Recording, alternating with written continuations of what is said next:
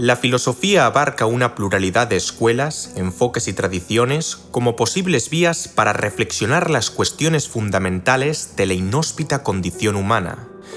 Por ende, no es de extrañar que impere en el discurso filosófico una búsqueda de causas y finalidades de eso que, con la vulgaridad de nuestro dedo índice, denominamos existencia.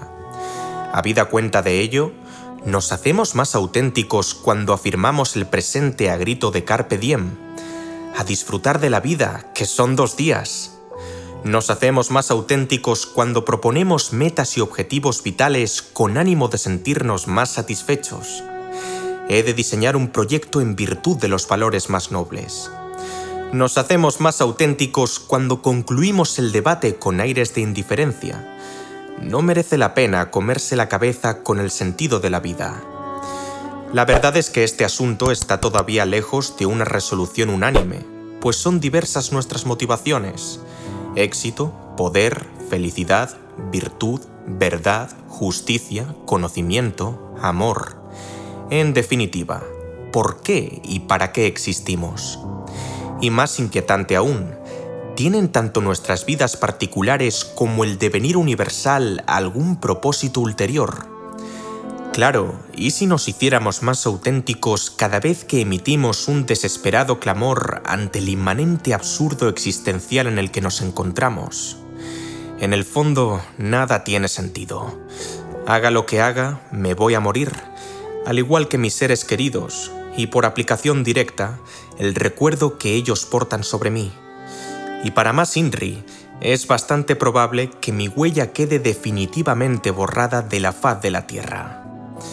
Así pues, quizás sea pertinente preguntarse si es estrictamente necesaria la existencia de algo medianamente similar a un fin último.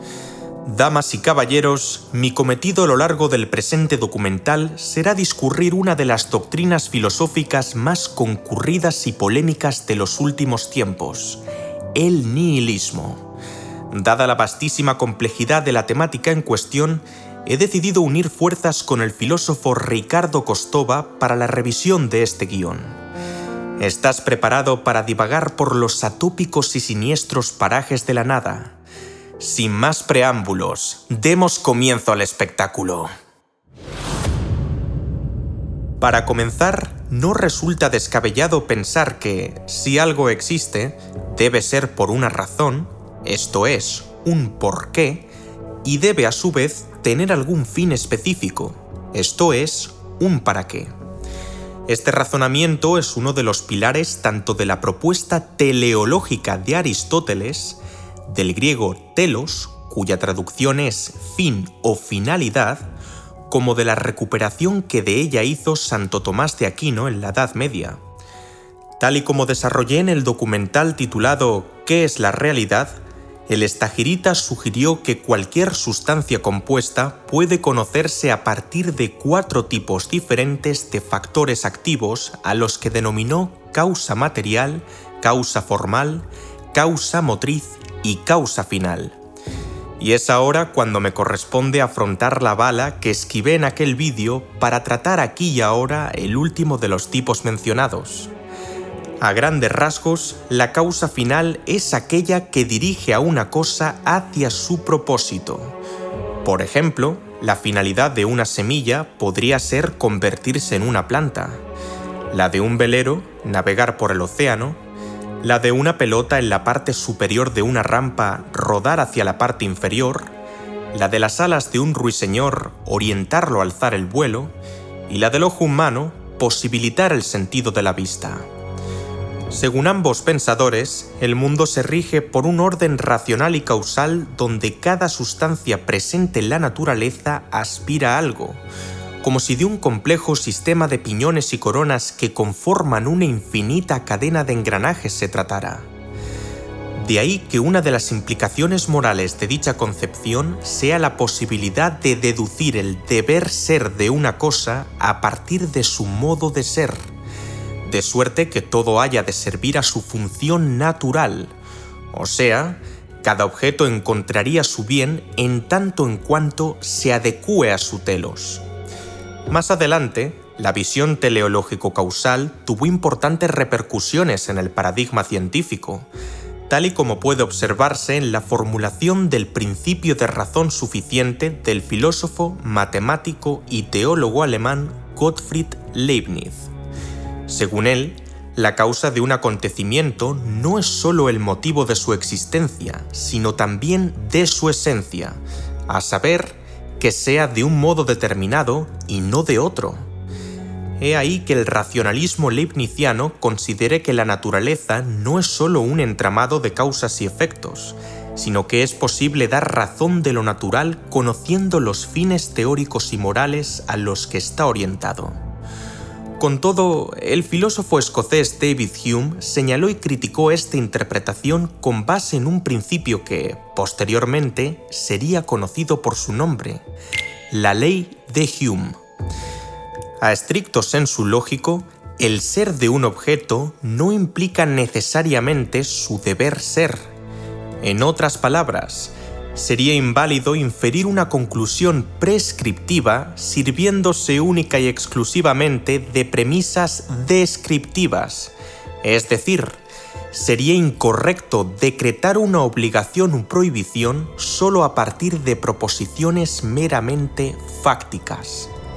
De forma análoga, aunque no por ello equivalente, el filósofo inglés Edward Moore popularizó la denominada falacia por apelación a la naturaleza o argumentum ad naturam, un argumento o táctica retórica en el que se propone que una cosa es buena porque es natural, o viceversa, que una cosa es mala porque es antinatural, especificando apenas cuál es exactamente el espectro de la naturalidad ensalzada como palanca del bien. Sin ir más lejos, piensa el espectador en una taza. Pese a que su creador pudiese haberla diseñado específicamente para beber cerveza en ella, nada ilegitimaría la acción de llenarla con agua, café, té o cualquier otro líquido potable, ni tampoco habría nada de malo en utilizarla como pisapapeles, maceta o elemento decorativo. Que el recipiente sea de una forma no significa automáticamente que deba servir a un fin único o particular. De igual manera, una gran cantidad de atletas olímpicos desempeñan toda clase de proezas deportivas para las cuales podría argumentarse que el cuerpo humano no está expresamente diseñado, habilitado o preparado por defecto, y no por ello concluiremos que incurren en una falta de carácter moral.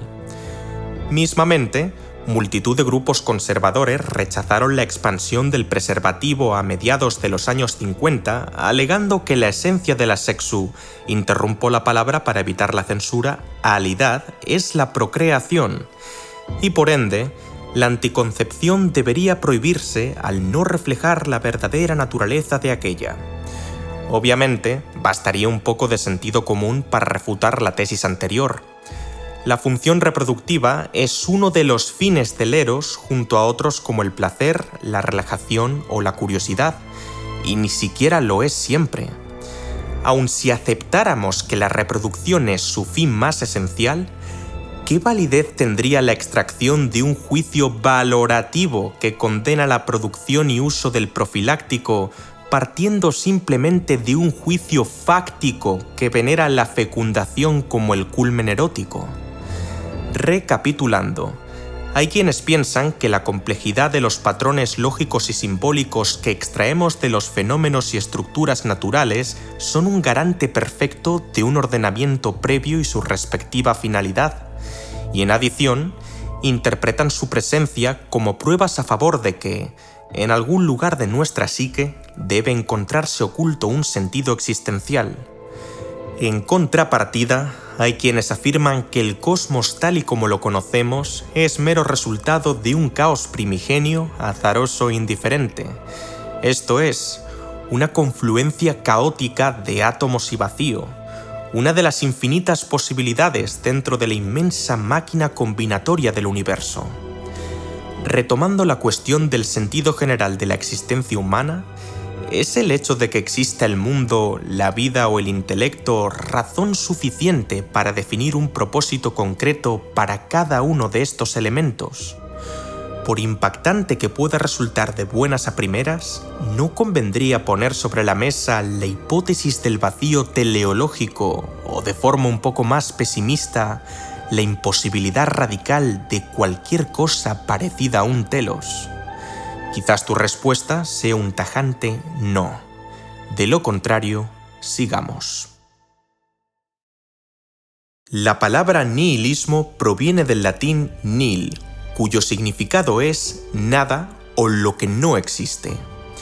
A principios del siglo XIX, el pensador Friedrich Jacobi empleó el término para caracterizar negativamente el idealismo trascendental. Eso sí, quizás fue Max Stirner quien logró el mayor grado de notoriedad en lo que respecta a los primeros nihilistas filosóficos, gracias a sus ataques a la filosofía sistemática en conjunción con su negación de los absolutos y su rechazo de los conceptos abstractos. Según el filósofo alemán, alcanzar la libertad individual es, abro comillas, la única ley. ¿Y qué fenómenos constan como su mayor amenaza? Pues tanto la opresión estatal como las restricciones impuestas por terceras personas. Por lo tanto, el autor concibe la existencia humana como una guerra de todos contra todos, perpetua e incesante. El hecho de que el otro exista ya es un obstáculo para mi libertad, y por descontado, mi presencia también compromete a los demás.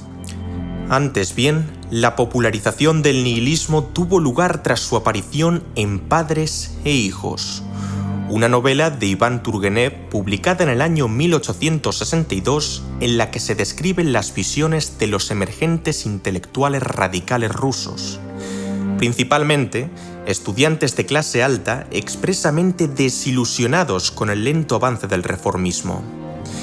Efectivamente, el nihilismo se asoció en Rusia a un movimiento revolucionario que desafió y contrarió la autoridad del Estado, la Iglesia y la familia. De facto, el líder anarquista Mikhail Bakunin declaró en sus primeros escritos: «Pongamos nuestra confianza en el espíritu eterno que destruye y aniquila, ya que es la fuente inescrutable y eternamente creativa de toda vida. La pasión por la destrucción es también una pasión creadora». Básicamente, el teórico político y sociólogo abogaba por un arreglo social basado en el racionalismo y el materialismo como únicas fuentes de conocimiento, y nuevamente, la libertad individual en el pináculo de sus objetivos. Con ello, los bakuninistas colocaron tanto a Dios como a las autoridades religiosas como la antítesis de la libertad por antonomasia, y a la esencia espiritual del hombre como una metafísica coercitiva y cercenadora. Empero, el movimiento derivó eventualmente en un ethos de subversión, desolación y anarquía. A finales de la década de 1870, la palabra nihilista se utilizaba a modo de burla para designar a una generación de jóvenes caracterizada por la falta de sensibilidad moral, el escaso o nulo respeto por las convenciones sociales preestablecidas, la incredulidad ante la verdad, la belleza o el amor, y en el peor de los casos, se vinculaba con el prototipo de una persona asociada a grupos políticos clandestinos que defendían el terrorismo y el asesinato. Todo se ha dicho, esta connotación es un tanto primigenia, y desde luego no la única. Vis a vis de lo expuesto, ¿qué propuestas podría sugerir una palabra que lleva la nada por bandera? ¿En qué ramas de la filosofía podemos encontrar su sello? Por un lado, es menester aludir al nihilismo ontológico y dest, aquel que descarta la existencia y permanencia de la realidad, a saber, el ámbito del ser general de las cosas presentes en el mundo exterior, y al nihilismo epistemológico y dest, aquel que sostiene la imposibilidad de conocer, a saber, del ámbito del conocimiento y de lo cognoscible. A luz de esto último, las tesis defendidas por algunos sofistas griegos como Gorgias de Leontinos están en línea con la negación tanto de lo real como de lo verdadero. Así pues, su obra Sobre la naturaleza o sobre el no ser recoge una defensa del escepticismo y el relativismo con base en tres tesis simples, pero no por ello menos confusas. 1. nada existe.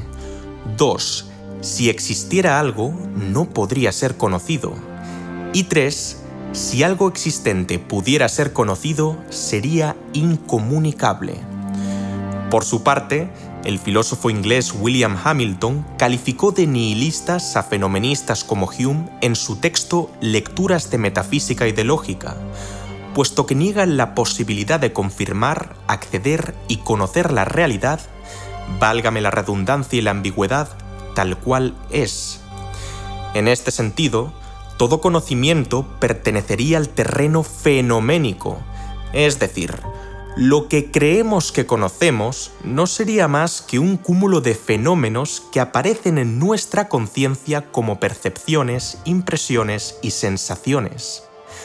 Y dado que la realidad extramental nos es vedada, dado que la mente es una jaula inquebrantable, dado que es imposible salir de uno mismo, jamás lograremos comprender la cosa en sí. Al negar la posibilidad de certeza, los pensadores escépticos podían denunciar las verdades tradicionales como opiniones injustificables. Por otro lado, el nihilismo moral duda de la prevalencia de un criterio objetivo de corrección moral o de un código axiológico absolutamente superior.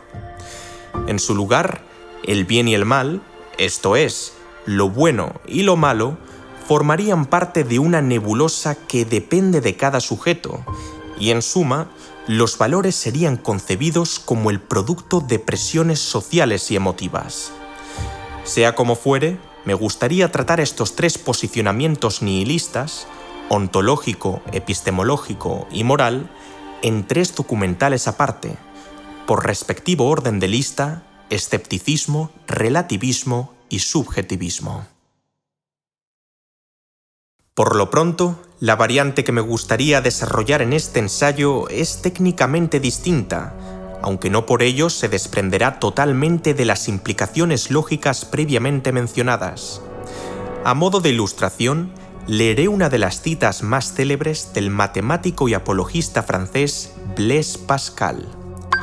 Cuando considero el corto lapso de mi vida absorbida en la eternidad precedente y siguiente, a saber, el pequeño espacio-tiempo que ocupo y observo y que se encuentra hundido en la infinita inmensidad anterior y posterior, me espanto y me asombro por verme aquí y no allí, porque no hay razón alguna para estar aquí en vez de allí, ni tampoco para ser ahora en lugar de entonces. ¿Por orden y voluntad de quién este lugar y momento han sido destinados a mí? ¿Quién me ha puesto aquí y ahora? Por fortuna, la enrevesada noción pascaliana de inquietud plasmada en los Pensées ya ha sido desarrollada en una disertación aparte. Desde su sentido convencional, el nihilismo existencial es una postura o doctrina filosófica que sostiene que la vida carece de un sentido integral, significado intrínseco o para qué implícito. Vaya, más o menos lo que venimos avanzando hasta ahora. Llegados a este punto, uno de los pensadores ligados con mayor asiduidad al nihilismo es nada más y nada menos que Friedrich Nietzsche. En el marco nietzscheano, no hay orden ni estructura objetiva en el mundo diferente a la que nosotros le otorgamos. Atravesando las fachadas que apuntalan sus convicciones, el nihilista descubre que todos los valores morales carecen de fundamento y que la razón humana es impotente, limitada, imperfecta. Así lo manifestó en su célebre obra Voluntad de Poder. Toda creencia, todo considerar algo verdadero es necesariamente una falsedad porque, simple y llanamente, no existe tal cosa como el mundo verdadero. El nihilismo no solo implica la creencia de que todo merece perecer, sino también el congruente acto de poner el hombro en el arado para removerlo. Bajo el escrutinio fulminante del nihil, los valores más elevados se devalúan por sí mismos. El por qué no haya respuesta alguna. Inevitablemente, todas las creencias preciadas y las verdades sacrosantas quedarían expuestas como síntomas defectuosos de la mitología occidental. La mansedumbre, la humildad y la solidaridad se revelarían como productos decadentes de una moral judeocristiana que invierte sigilosamente la jerarquía axiológica para estamparla en el Civitas, y de ese modo ocultar la debilidad, la arrogancia y el interés del hombre moderno. Estoy seguro de que habrás oído alguna vez una frase que guarda relación con dicha crítica: Dios ha muerto y nosotros lo hemos matado. Aunque esta sentencia aparece por primera vez en el aforismo 125 de la Gaia Ciencia, el filólogo lo vuelve a poner en boca del profeta Zaratustra un año después. Según él, la muerte de Dios no es un acontecimiento que se deba celebrar. De hecho, es, abro comillas, el evento más trágico y terrible de toda la historia humana, puesto que implica esencialmente la ausencia o pérdida de la hipótesis que daba cobijo y sentido a la religión, a la moral, al arte, a la metafísica y, claro está, a la vida misma. Por lo tanto, el autor declara: ¿quién ha borrado con esponja el horizonte? ¿Quién ha secado de golpe el océano? ¿Quién ha removido las realidades de sus cimientos? Friedrich anticipa que este colapso de significado, relevancia y propósito será la fuerza más destructiva jamás testimoniada, constituyendo un asalto total a la realidad y, en última instancia, la mayor crisis de la humanidad. Describo lo que viene y lo que no puede venir de otra manera: el advenimiento del nihilismo. Desde hace algún tiempo, toda nuestra cultura europea se mueve hacia una catástrofe, con una torturada, inquieta y precipitada tensión que crece de década en década, como un río que quiere llegar al final. Con la serpiente del nihilismo enroscada en nuestra garganta, ¿cómo nos las podríamos ingeniar para seguir adelante sin el sustento metafísico de promesas tan esperanzadoras como la de la vida eterna?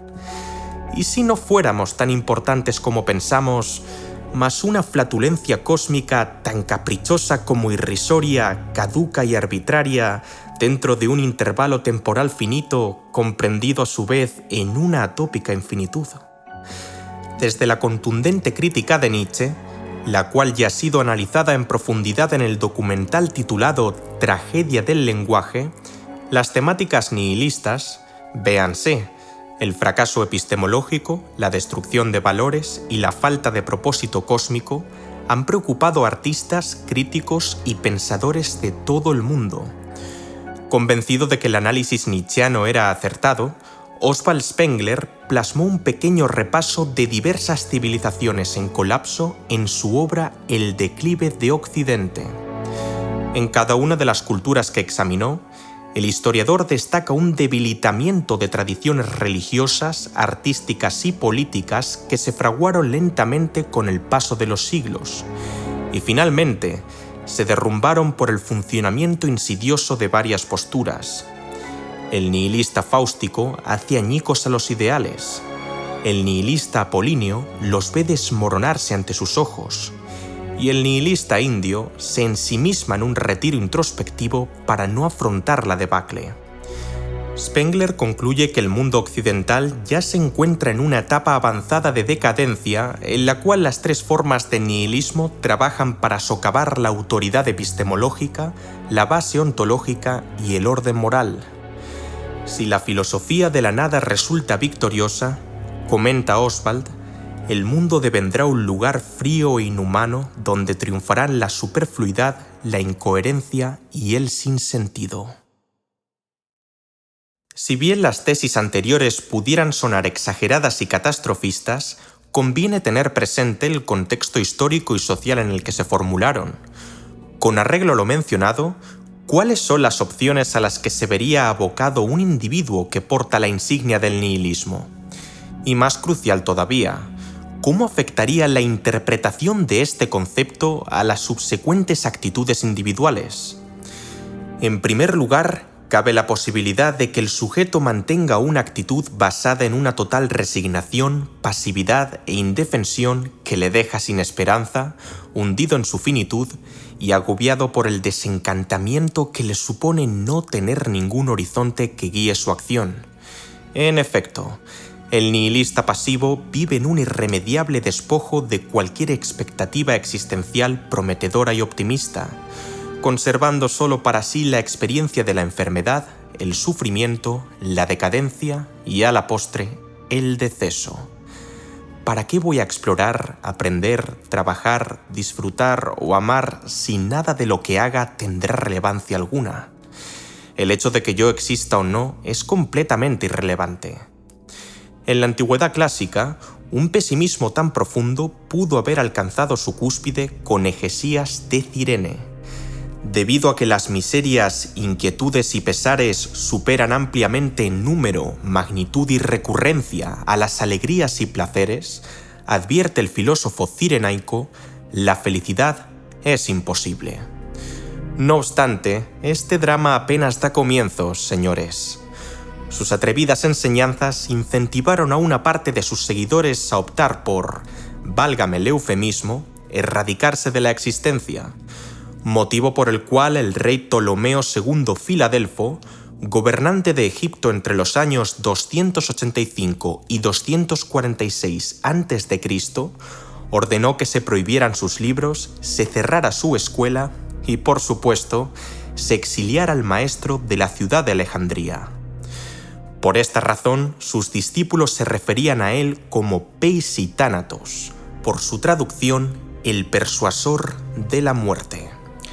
Sin embargo, reducir el nihilismo a la versión estereotipada de un fatalista existencial atrapado en el pozo de la amargura, la desesperación y la inacción es de todo menos apropiado. En segundo lugar, el nihilista hedonista se arrojaría prontamente al disfrute de toda clase de placeres instantáneos y quehaceres sensuales ante la falta de determinaciones o la incapacidad para diseñar un significado existencial.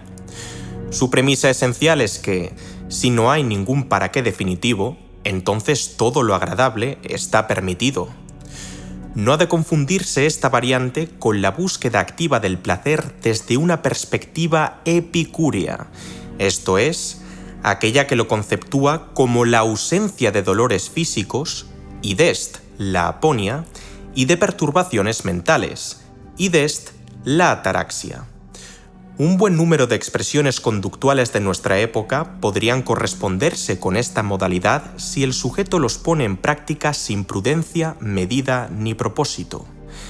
El consumismo frenético, la lujuria desenfrenada, el sobreuso de la tecnología, etc.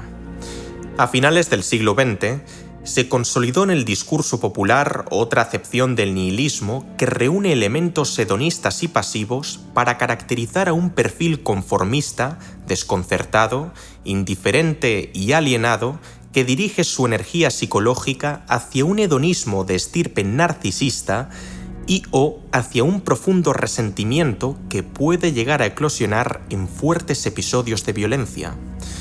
Nuevamente, simplificar el término a un prototipo de persona viciosa que se rinde ante cualquier actividad placentera para escapar de una conciencia carente de ideales, o a un hombre frustrado que se levanta contra la vida al filo de un todo está permitido, son esquemas harto extendidos en el entendimiento colectivo, pero ni mucho menos los únicos. En tercer lugar, el movimiento existencialista ateo y agnóstico que surgió en Francia a lo largo de las décadas de 1940 y 1950 es responsable de culminar la instalación y vigencia del nihilismo activo en la conciencia popular, especialmente a través de dos figuras cuyo pensamiento ya ha sido analizado con miramiento en otros vídeos del canal, respectivamente Jean-Paul Sartre y Albert Camus. A pesar de que yo no ubique en absoluto a la corriente del existencialismo dentro del marco nihilista, sí creo que muchas de sus propuestas están lejos de pasarlas por alto. Por supuesto, poco acierto supondría totalizar bajo un único sustantivo una, entre comillas, doctrina cuyos confines ni siquiera están plenamente definidos. Poco tiene que ver la obra de Soren Kierkegaard y Fyodor Dostoyevsky con la de los dos escritores mencionados hace unos segundos. Por un lado, la preposición sartreana por excelencia es la siguiente: la existencia precede a la esencia, ¿Qué queremos decir con esto? Pues que el hombre existe ante todo, se encuentra a sí mismo y se define después. Sí, me explico. Al destacar el existir por encima del ser, el autor descarta cualquier sustrato previo en lo que nuestra condición atañe.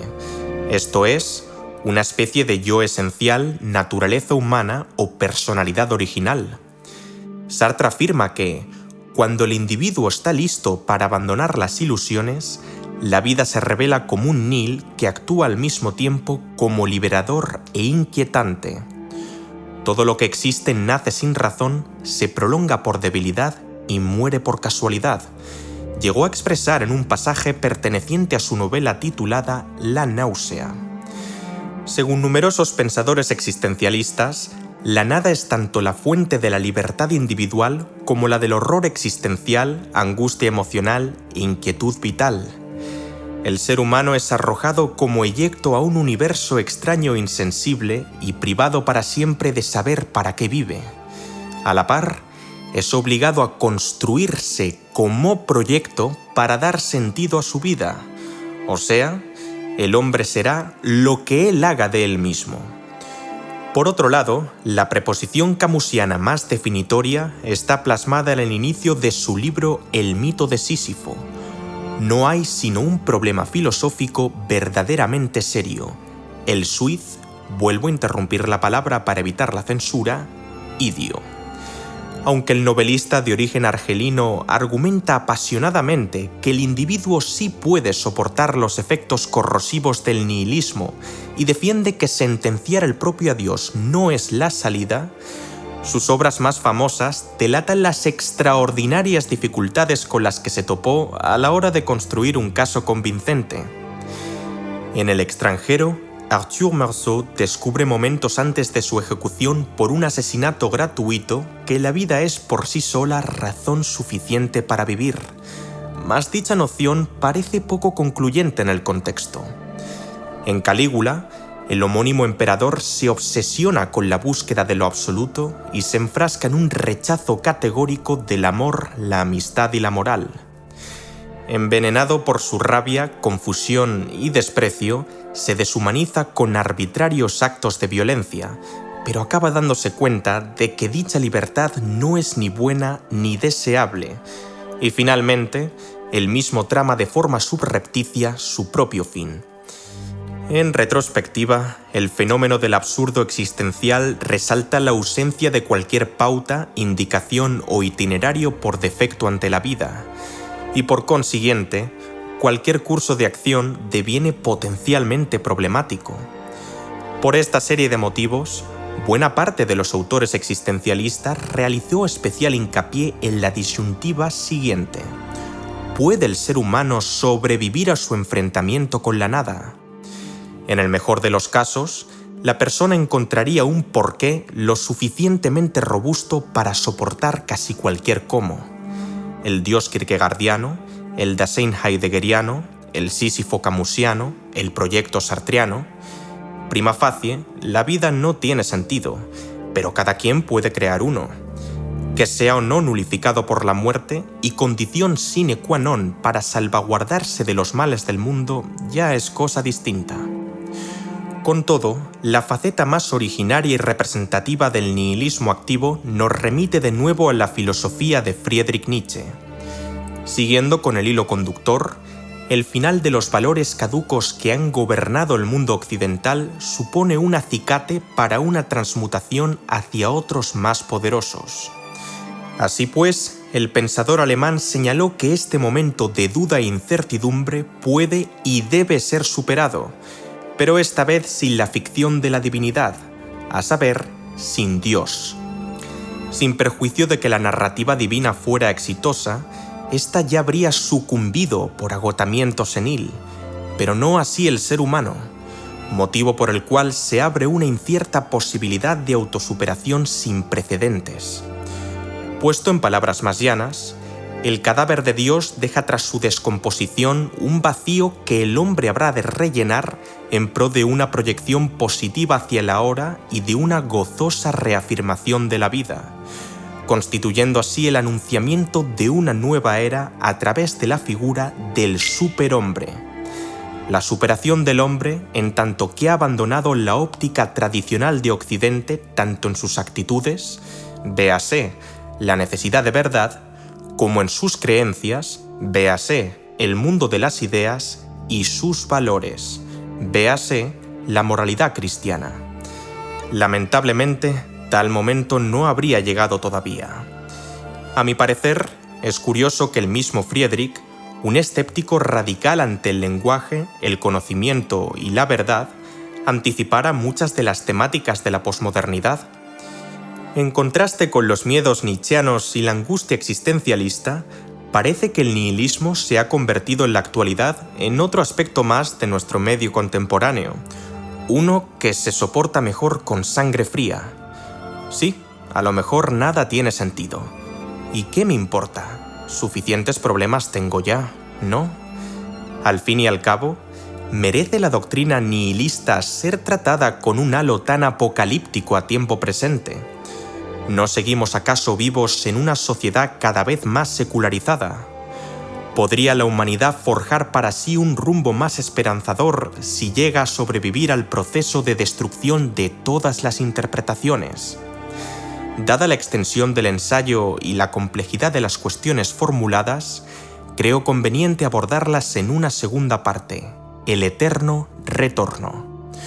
Como de costumbre, lo subiré en las próximas semanas en caso de que la audiencia así lo exprese en la caja de comentarios y el vídeo alcance la cifra de 6.000 me gusta. Por el momento, me gustaría culminar la disertación con una cita francamente reveladora.